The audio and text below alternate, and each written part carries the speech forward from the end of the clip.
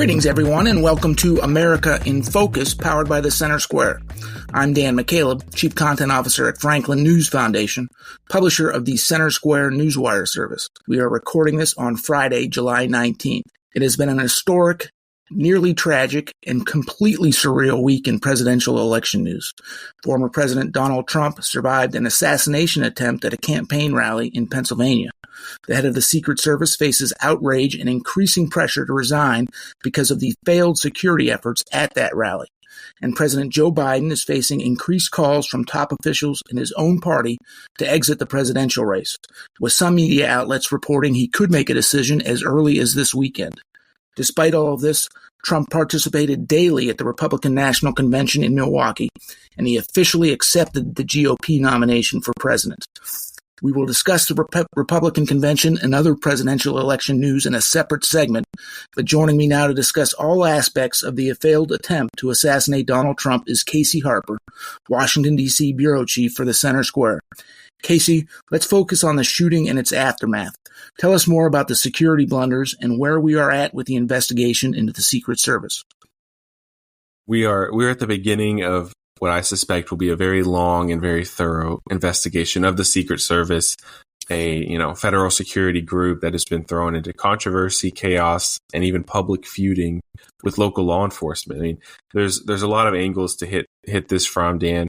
We interviewed at thecentersquare.com a former head of the Secret Service, and really the guy who helped found the TSA as well. So he knows what he's talking about. And he just, raised some serious concerns. And those are concerns that a lot of people are talking about. For instance, how could this shooter get on a roof that was only about 130 yards from the former President Donald Trump? 130 yards in shooting is a pretty short distance. You don't have to be a military level sniper to make that shot. 130 yards is not far at all. Often perimeters will go up to, maybe 500 yards or something. So 130 is really a pretty deep penetration into the perimeter. He was there for so long. The more, Dan, I'm sure you've seen, but there's increasing reports coming out that maybe the Secret Service had already identified this guy as a person of interest, that maybe a police officer had actually encountered him and then backed down. We've seen these online viral, videos where many attendees at the rally are pointing out the shooter to law enforcement before the shooting happened. Right. And so there's a lot of big questions here. Thankfully, the president is safe. He's doing fine. Of course, his ear is bandaged, and we'll see, just how gnarly that ends up being. But he is safe. And the Secret Service has a lot of questions to answer. Yeah, let's talk a little bit more about the video from rally goers. These are private citizens, presumably mostly on camera phones, videotaping the suspect in the case, Thomas Matthew Crooks, walking around just outside of the perimeter as much as an hour before the rally began. And then this video of attendees recording the shooter crawling on the rooftop, just barely from where Trump took the stage.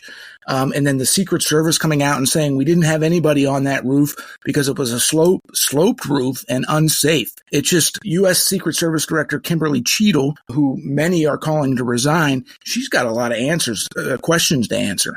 Yeah, I mean, a lot of people are calling for her to resign. Senators, Elon Musk, who, immediately endorsed Donald Trump. He shared that same sentiment, which has been widely shared. I don't think she's going to make it. DHS Secretary Alejandro Mayorkas did publicly defend her initially at the White House briefing, but the more time that goes on, the more questions there are. I mean, the idea that a roof of that slope would not be safe is kind of silly. When you see it and you see the shooter on it, it's not safe, Dan, is snipers. Yeah, it's not safe either. Right. But, so she's facing a lot of calls. It's been interesting to see that the Secret Service has tried to push the blame off on local law enforcement and say, well, the local law enforcement was responsible for the outer perimeter and Secret Service was responsible for the inner perimeter, the close protection. And, the sources we talked to did confirm that usually the way Secret Service operates, is they will be in charge of the close perimeter, and then the softer, more outer perimeter can be delegated to local law enforcement. But ultimately, Secret Service is in charge of where officers are stationed, what they do, how they communicate. There's no local law enforcement making decisions about that. They're just standing where they're told to stand. They're holding their spot, and Secret Service is definitely in charge of the operation. There's no question about that. And so, local law enforcement and even the National, Fraternal Order of Police has pushed back hard and publicly called out the Secret Service and said, you cannot blame local law enforcement for this. These guys did their best. They reacted when the shooting happened. It's the Secret Service who is in charge of setting up the perimeter, of saying who's on what buildings, on seeing who's on, what line of sights. That's the person to blame.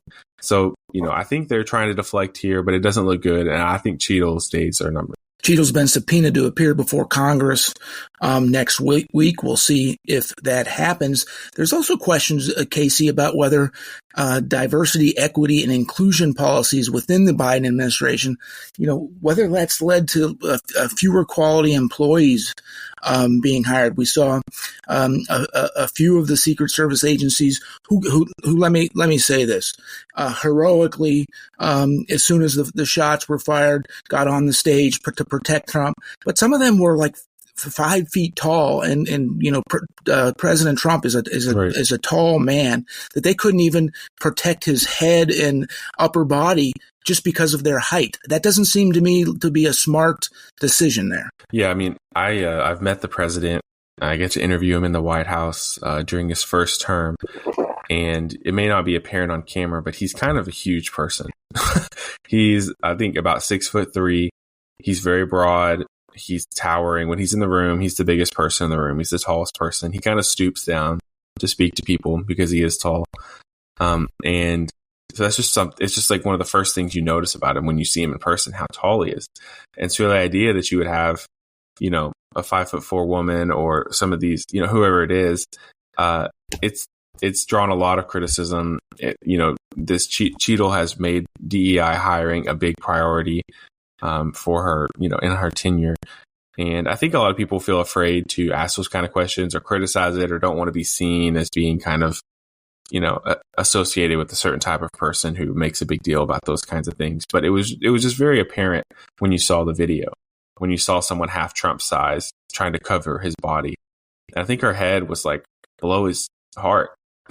Yeah. If you look at the photo, I mean, that's the main thing you need to cover is his heart, and her head was kind of bent down below, maybe right on his heart or right below his heart. So it was just kind of a striking image of this drift towards DEI. It was so serious that it gave people who are normally silent permission to criticize DEI hiring. But that DEI hiring is widespread all throughout the federal government. But maybe on some of these extremely important positions. I mean, hey, I think if they find a 6'4" woman, put her out there. That's great. I don't think it's really about the gender, but the size. You can't be small guarding the president, in my opinion. Thank you for joining us today. Casey, listeners can keep up with this developing story and more at thecentersquare.com.